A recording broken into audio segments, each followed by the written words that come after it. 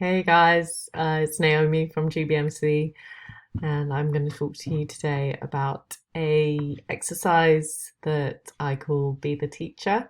And it's a really versatile exercise that can be used with students to help draw out misconceptions. And I'm going to show you how I would use it in an online classroom today. But equally, you can use this type of activity in a face-to-face classroom. So, without further ado, here is the exercise. So, this is the exercise, and the instruction to students is to correct this work and to try to explain any errors that they can spot so that this student will not fall into the trap of making these mistakes again. So in an online class, how I would do this is from my meeting room. Let me just join it. If my students were in here, I would go to present now and share my presentation. And then I could go to slideshow, play from current slide, or I prefer to use Command Enter to as the keyboard shortcut to present the screen. Now the students would be looking at this. I would give them a few minutes to work on this on their own. And during this time, while I'm presenting this, it might be that I want to return to the meeting. So what I would do, rather than coming out of this presentation, which I still want to be visible to the students, I on my keyboard press Command Tab, and that allows me to toggle through my open programs. So I'm pressing and holding Command and tapping Tab to move through those programs. And when I release Command, I'm going to go to the program that is highlighted. So that brings me back to my call so I can access the chat. After having given students maybe 2 minutes looking at this, I would then get them into breakout rooms. Now, at the moment, breakout rooms are not great because anything that you're presenting in the main call is no longer visible to students once they go into breakout rooms. But you can get students to take a photo of the work so that they're able to discuss it once they get into the breakout room. So I would put them into a breakout room. Obviously, there's no students in this call, so you're not going to be able to see it, but I would set up the rooms. These would automatically be populated with the students, and then I would open rooms, and I get that banner across the top of my screen to show me that the breakout rooms are in session. This allows students to go through what they have found, the errors that they've found, any corrections that they've found, and any ways of explaining before kind of putting themselves out there in front of the whole group.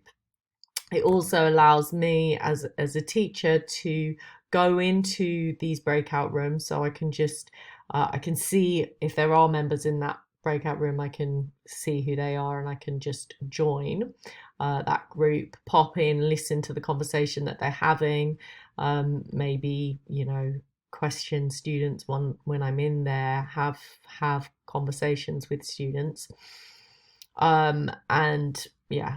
So I'll just show you what that looks like going into a breakout room. Here I'd be in that breakout room with those students, and then I can leave it, or I can join another breakout room. I'm just going to leave that, and when I'm satisfied that people have had the chance to talk about it, I close the rooms, and that will bring everybody back into the main call. At this stage, I can again press Control Tab to go back to my PowerPoint presentation. Now I can ask students what they found. In this type of exercise, I might say, okay, so somebody from breakout room 1, what was an error that you found? Okay, so you found that A times A was incorrect. This one was wrong. And the answer should have been A squared. Great, fantastic. What's the mistake that's been made? Yeah, they've accidentally added an A to give 2A, whereas when we're multiplying, we know that we end up with A squared. So that allows everybody to hear that feedback. So we would go through the feedback as a class. It might be like on question 4 that I might say, what could you do to change the question to make it correct? To make this correct, yep, we can make that into a plus sign instead of a minus sign, and that would then be correct. All the time questioning, I might say, what should the answer for 7 be? What should the answer for 7 be? You have 10 seconds to respond to that in your chat window. Please don't send it before I count down.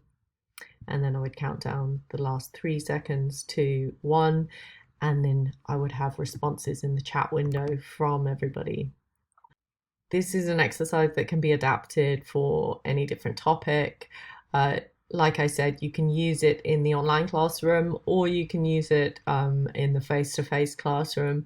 I'd be requesting students to respond on their mini whiteboards um, rather than in the chat window. But apart from that, it would be much the same.